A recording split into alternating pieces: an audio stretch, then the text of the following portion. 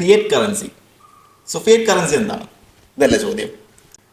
പച്ച മലയാളത്തിൽ പറഞ്ഞാൽ കള്ളനോട്ട് ലീഗലായിട്ട് അടിക്കുന്നതിനാണ് ഫിയറ്റ് കറൻസി എന്ന് പറയുന്നത്. Okay, I will explain. നിങ്ങൾക്ക് വേഗമായിട്ട് ചിലപ്പോൾ എന്തെങ്കിലുമൊക്കെ കാര്യങ്ങളൊക്കെ ചെറുതായിട്ട് അറിയായിരിക്കും, but I will explain. Okay, what is Fiat currency? നിങ്ങളെല്ലാവരും ഡൗട്ട് ഞാൻ മാറ്റിത്തരാം. നാട്ടുകാരെ പൊട്ടനാക്കുന്ന പരിപാടിനെയാണ് ഫിയറ്റ് കറൻസി എന്ന് പറയുന്നത്. അതായത് പച്ച വായുവിൽ നിന്ന് പച്ച നോട്ട് അടിച്ചിറക്കുന്നതിനാണ് ഫിയറ്റ് കറൻസി എന്ന് പറയുന്നത്. ഞാൻ അതിൻ്റെ ഒരു ഹിസ്റ്ററി ചെറുതായിട്ട് പറഞ്ഞുതരാം. പണ്ട് കാലങ്ങളിൽ നമുക്ക് ബാർട്ടർ സിസ്റ്റം ആയിരുന്നു. ബാർട്ടർ സിസ്റ്റം എന്ന് പറഞ്ഞാൽ അറിയാലോ, ഇപ്പോൾ ഈ സോഫ കൊടുത്തിട്ട് ടേബിൾ മേടിക്കുക, മൈക്ക് കൊടുത്തിട്ട് ഫോൺ മേടിക്കുക, അങ്ങനെ ബാർട്ടർ സിസ്റ്റം ആയിരുന്നു. ഒരു വസ്തു കൊടുത്ത് മറ്റൊരു വസ്തു മേടിക്കുക, അതാണ് ബാർട്ടർ സിസ്റ്റം. ഒരുപാട് സമയം കഴിഞ്ഞ് പോയപ്പോൾ ബാർട്ടർ സിസ്റ്റത്തിന് ചെറിയൊരു പ്രശ്നം വന്നു. കാരണം ഇവിടെ ഉള്ളത് മറ്റൊരുത്തൻ്റെ കയ്യിൽ കൊടുത്ത് അവൻ്റെ കയ്യിലുള്ള സാധനം ഇങ്ങോട്ട് മേടിക്കുന്ന പരിപാടിയാണല്ലോ. സോ എല്ലാവരുടെ കയ്യിലും എല്ലാ സാധനങ്ങളും ഉണ്ടായിക്കൊള്ളുന്നില്ല. അതുകൊണ്ട് നാച്ചുറലായിട്ട് ഫോമായ ഒരു കൊമോഡിറ്റി അല്ലെങ്കിൽ ഒരു ടൈപ്പ് ഓഫ് കറൻസിയാണ് ഗോൾഡ് എന്ന് പറയുന്നത്. കാരണം ഗോൾഡിന് എല്ലാവരും ഒരു വാല്യൂ കൽപ്പിച്ചിരുന്നു. അതിൻ്റെ പേരിൽ ഗോൾഡായിരുന്നു ഫസ്റ്റ് ഫോം ഓഫ് കറൻസി. മനസ്സിലായില്ലേ? ഗോൾഡ് എല്ലാവർക്കും ആവശ്യമുള്ള സാധനം.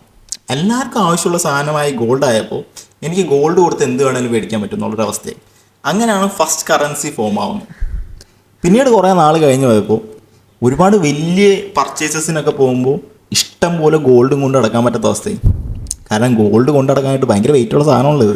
അപ്പോൾ ഒരുപാട് ഗോൾഡ് കൊണ്ടെടുക്കാൻ പറ്റാണ്ടായപ്പോൾ ഇവരെന്താ ചെയ്തതെന്ന് വെച്ചിട്ടുണ്ടെങ്കിൽ തട്ടാന്മാരില്ലേ, അതായത് ഈ ഗോൾഡ് ഉണ്ടാക്കുന്ന ആൾക്കാർ, ഗോൾഡ് ഉരുക്കി ഉണ്ടാക്കുന്ന ആൾക്കാർ, ഇവർ ഒരു കാര്യം ചെയ്തു.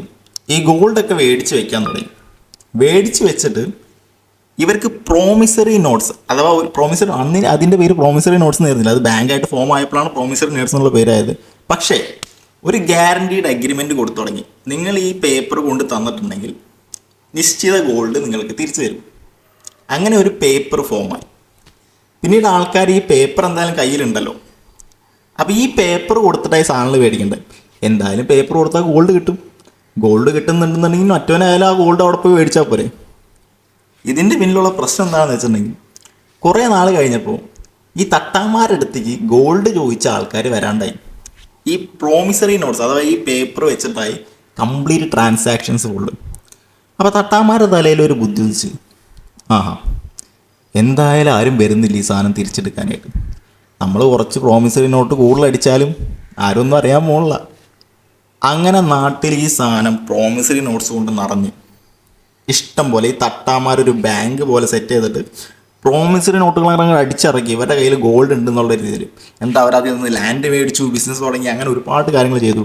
ട്രേഡിങ് അറ്റ് പീക്കായ ടൈമിൽ, ആ ടൈമിലാണ് ഫസ്റ്റ് അവർ ഇൻഫ്ലേഷൻ വരുന്നത്. അതായത് ഗോൾഡ് ഉള്ളതിനേക്കാൾ കൂടുതൽ പ്രോമിസറി നോട്ട്സ് ആയി തുടങ്ങി. ആൾക്കാർക്ക് ഈ സാധനങ്ങൾ സർക്കുലേറ്റ് ചെയ്ത് കണ്ടപ്പോൾ ആൾക്കാർക്ക് മനസ്സിലായി എന്തോ പ്രശ്നമുണ്ടല്ലോ, ഇത്രയും പ്രോമിസറി നോട്ട്സ് ഉണ്ടാവാൻ പാടില്ലല്ലോ. അപ്പോൾ ആളുകൾ എന്ത് ചെയ്തു? ആളുകൾ ഈ ഒരു ഫ്രോഡുലൻ്റ് ആക്ടിവിറ്റി ഉണ്ടോ ഇല്ലയോ എന്നുള്ള ഡൗട്ടിൻ്റെ പേരിൽ എല്ലാവരും ഒരുമിച്ച് കയറി ചെന്നിട്ട് ഞങ്ങൾക്ക് ഞങ്ങളുടെ ഗോൾഡ് തിരിച്ചു വേണമെന്ന് പറഞ്ഞു. അപ്പോൾ ഈ പ്രോമിസറി നോട്ട്സിൻ്റെ എണ്ണത്തിനനുസരിച്ചുള്ള ഗോൾഡ് ഇല്ലാണ്ടായി. ഗോൾഡ് ഇല്ലാണ്ടായപ്പോൾ ഗവൺമെൻറ് എന്ത് ചെയ്തു? നിങ്ങൾ ചെയ്യുന്നത് തെറ്റാണ്, നിങ്ങൾ ചെയ്യുന്നത് തെറ്റാണ്, നിങ്ങൾ ഗോൾഡ് വെച്ചിട്ട് പണം അടിക്കുന്നു എന്നുള്ളതിൻ്റെ പേരിൽ പണം അടിച്ച് ഗോൾഡ് ഇല്ലാത്തൊരവസ്ഥ വരുത്തിയ നിങ്ങൾ ചെയ്ത് തെറ്റാണെന്ന് പറഞ്ഞിട്ട് നിർത്തിക്കോളാൻ പറഞ്ഞിട്ട് ഗവൺമെൻറ് എന്ത് ചെയ്തു? ഏതൊരു സാമാന്യ മനുഷ്യനും ചെയ്യുന്നത് തന്നെ ഗവൺമെൻറ് ചെയ്തിട്ടുണ്ട്. ഗവൺമെൻറ് എന്താ ചെയ്തത്? ഗവൺമെൻറ് അവരോട് പറഞ്ഞു, നിങ്ങൾ ചെയ്യുന്നത് ഫ്രോഡ് പരിപാടിയാണ്, നിങ്ങളിങ്ങനെ പച്ച വായുവിൽ നിന്ന് പ്രോമിസറി നോട്ട്സ് അടിച്ചിറക്കി ആൾക്കാർ കൊടുക്കുന്നത് തെറ്റാണ് എന്ന് പറഞ്ഞിട്ട് ഗവൺമെൻറ് എന്ത് ചെയ്തു? ആ പരിപാടി ഗവൺമെൻറ് തുടങ്ങി. ഇനീഷ്യൽ ചെയ്തതിൽ ഗവൺമെൻറ് ഗോൾഡ് സ്റ്റാൻഡേർഡൊക്കെ വെച്ചു ചെറിയ രീതിയിൽ. ഇങ്ങനെ ഗോൾഡ് വെച്ചിട്ടാണ് ഞങ്ങൾ നിങ്ങൾക്ക് പ്രോമിസറി നോട്ട്സ് തരുന്നതെന്നൊക്കെയാണ് ഇനീഷ്യലി ചെയ്തിരുന്നത്. കുറച്ച് നാൾ കഴിഞ്ഞപ്പോഴാണ് ഈ ഫിയറ്റ് കറൻസിയുടെ കോൺസെപ്റ്റ് വന്നത്. അതായത് ഗോൾഡിൻ്റെ ആവശ്യമില്ല ഇതിനകത്തോട്ട്. ഗവൺമെൻറ്റിന് പച്ച വായുവിൽ നിന്ന് പച്ച നോട്ട് വെറുതെ പ്രിൻ്റ് അടിക്കാനുള്ള കപ്പാസിറ്റി ഉണ്ട്. റിസർവ് ബാങ്കിന് കമ്മട്ടമുണ്ട്. കമ്മട്ടം വെച്ച് ബാങ്കിന് ആവശ്യമുള്ളതും ഗവൺമെൻറ്റിന് ആവശ്യമായിട്ടുള്ള എത്ര എമൗണ്ട് വേണമെങ്കിലും പ്രിൻ്റ് അടിച്ചിറക്കാൻ പറ്റും. That is Fiat currency. എന്ത് അട്രോസിറ്റി ആണെന്ന് ആലോചിച്ച് നോക്കിയാൽ. ഞാൻ ഇത്രയും കൂടി ആർട്ടിക്കുലേറ്റ് ചെയ്ത് പറയാം. നിങ്ങൾ ആലോചിച്ച് നോക്കുക, നിങ്ങളുടെ ഗവൺമെൻറ് നിങ്ങളോട് പറയാണ്, ഞങ്ങളുടെ കയ്യിൽ കാശില്ല മക്കളെ, ദാരിദ്ര്യമാണ്, ഒരു 5 പൈസ പോലും ഇല്ല കയ്യിൽ എന്നൊക്കെ പറയുന്ന ഗവൺമെൻറ്റിന് എത്ര വേണമെങ്കിലും ഫിയറ്റ് കറൻസി യൂസ് ചെയ്തിട്ട് മണി പ്രിൻ്റ് ചെയ്തെടുക്കാൻ പറ്റും. അപ്പോൾ എല്ലാവരും പറയും ഓയ്യോ ഇൻഫ്ലേഷൻ ഉണ്ടാവും, അത്ര പ്രിൻ്റ് ചെയ്യണമെങ്കിൽ ഇൻഫ്ലേഷൻ അതിൻ്റെ പേരിൽ ഗവൺമെൻറ് പ്രിൻ്റ് അടിച്ച് ഇറക്കില്ല. ഇൻഫ്ലേഷൻ ഉണ്ടാവുന്നത് മണി നമ്മളുടെ സിസ്റ്റത്തിലേക്ക് ഫ്ലോ ചെയ്യുമ്പോഴാണ്, നമ്മുടെ എക്കണോമിക്ക് ഫ്ലോ ചെയ്യുമ്പോഴാണ്. അതായത് സാധാരണക്കാരുടെ കയ്യിലേക്ക് ഒരുപാട് കാശ് എത്തുമ്പോഴാണ് ഇൻഫ്ലേഷൻ വരിക. ധനികരുടെ കയ്യിലേക്ക് കാശ് എത്തുമ്പോൾ ഇൻഫ്ലേഷൻ വരില്ല. They can buy land with it, they can fund wars with it. അങ്ങനെ ഒത്തിരി കാര്യങ്ങൾ ചെയ്യാൻ പറ്റും. ഇതിനൊക്കെ ഈ എനിക്ക് ചിരിയാണ് വരുന്നത്. ഇത്ര എളുപ്പത്തിൽ ഇത്ര ആൾക്കാരെ ഒറ്റയടിക്ക് കൂളായിട്ട് പറ്റിക്കാൻ പറ്റാന്ന് വെച്ചിട്ടുണ്ടെങ്കിൽ അതൊരു വലിയൊരു കഴിവാണ് അല്ലേ? എനിക്ക് ഒരു കഴിവായിട്ടാണ് തോന്നുന്നത്. നിങ്ങൾക്ക് എന്താ തോന്നുന്നത് എനിക്കറിയില്ല, പക്ഷേ അതൊരു കഴിവാണ്. ആൾക്കാരെ ഒന്നടങ്കം കൂളായിട്ട് പറ്റിക്കാന്നൊക്കെ പറഞ്ഞിട്ടുണ്ടെങ്കിൽ അല്ലേ, ദാറ്റ് ഈസ് ഫിയറ്റ് കറൻസി. ഇനി ഇൻഫ്ലേഷൻ വരുമെന്ന് പറഞ്ഞവരെ ഞാൻ നേരത്തെ പറഞ്ഞു, അവർക്കിത് വെച്ച് വാർ ഫണ്ട് ചെയ്യാം, ലാൻഡ് മേടിക്കാം, അങ്ങനെ ഒരുപാട് കാര്യങ്ങൾ ചെയ്യാൻ പറ്റും. ഈവൻ റിസർവ് ബാങ്ക് ഗവൺമെൻറ്റിൻ്റെ അല്ല എന്നാണ് പറയുക. റിസർവ് ബാങ്കും ഗവൺമെൻറ്റും തമ്മിൽ യാതൊരു രീതിയിലും ടൈ ഇല്ല എന്നാണ് പറയും. അവർ തമ്മിൽ ഒരു ബന്ധമില്ല എന്നൊക്കെ പറയും. ഒബ്വിയസ്ലി കഴിഞ്ഞ കൊല്ലം റിസർവ് ബാങ്ക് പ്രിൻ്റ് അടിച്ചത് 2.5 ലക്ഷം കോടി രൂപയാണ്. 2.5 lakh crores ഇൻ റുപ്പീസ്. ഇനി റിസർവ് ബാങ്കും നമ്മുടെ ഗവൺമെൻറ്റും തമ്മിൽ യാതൊരു രീതിയിൽ ബന്ധമില്ലെങ്കിലും അതിലൊരു 1 ലക്ഷം രൂപ ഡിവിഡൻ്റ് ആയിട്ട് പോയത് ഗവൺമെൻറ് കയ്യിലേക്കാണ്. അതെന്തുകൊണ്ടാണെന്ന് എനിക്കറിയില്ല. ഇനി ഫിയറ്റ് കറൻസിക്ക് മുകളിൽ ഞാൻ കുറച്ച് കാര്യങ്ങൾ പറഞ്ഞുതരാം. ഈ അടിച്ചിറക്കുന്ന പണം എങ്ങോട്ടാണ് പോകുന്നത്? ഇവർക്ക് വെറുതെ പണം അടിച്ചിറക്കാൻ പറ്റും, അതൊന്നാമത്തെ കാര്യം. രണ്ടാമത് ഈ പണം എങ്ങോട്ടാണ് പോകുന്നത് അറിയോ? റിസർവ് ബാങ്കിലേക്ക് അല്ലേ? റിസർവ് ബാങ്ക് അടിച്ചിറക്കുന്നു, റിസർവ് ബാങ്ക് ഈ പണം ആർക്ക് കൊടുക്കുന്നു? റിസർവ് ബാങ്കിൻ്റെ അണ്ടറുള്ള ബാങ്കുകൾക്ക് കൊടുക്കുന്നു. എന്തിനു കൊടുക്കുന്നു? സാധാരണക്കാർക്ക് ലോൺ കൊടുക്കാൻ. ലോൺ കൊടുത്തിട്ട് ഇവർ എന്ത് ചെയ്യുന്നു? നമ്മളുടെ കയ്യിൽ നിന്ന് ഇൻട്രസ്റ്റ് മേടിക്കുന്നു. വെറുതെ അടിച്ചിറക്കിയ പണത്തിന് നമ്മളുടെ കയ്യിൽ നിന്ന് ഇൻട്രസ്റ്റ് മേടിക്കുന്നു. ഗവൺമെൻറ്റിൻ്റെ ഇൻകംസ് ആലോചിക്കണേ. അവർ വെറുതെ അടിച്ചിറക്കുന്ന കാശിന് നമുക്ക് ലോൺ നേടി നമ്മളെ ഇൻട്രസ്റ്റ് മേടിച്ചുകൊണ്ടിരിക്കുക.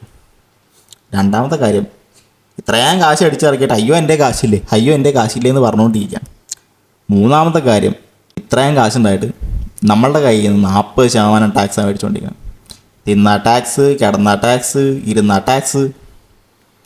ആലോചിക്കേ, നിങ്ങൾ വീട്ടിൽ കയറുന്നത് തൊട്ട് നിങ്ങൾ കിടന്ന് ഉറങ്ങുന്നത് വരെ എന്ത് ചിന്തിച്ചാലും നിങ്ങൾ ടാക്സ് കൊടുക്കുന്നുണ്ട്. അപ്പോൾ ഇത്രയും കാശുണ്ടായിട്ടും നിങ്ങളുടെ നിന്ന് ഇത്രയും ടാക്സ് മേടിക്കുന്നത് എന്തിനായിരിക്കും? ശരാശരി ഒരു മനുഷ്യൻ്റെ കയ്യിൽ നിന്ന് ഇത്രയും ടാക്സ് മേടിക്കുന്നത് എന്തിനായിരിക്കും?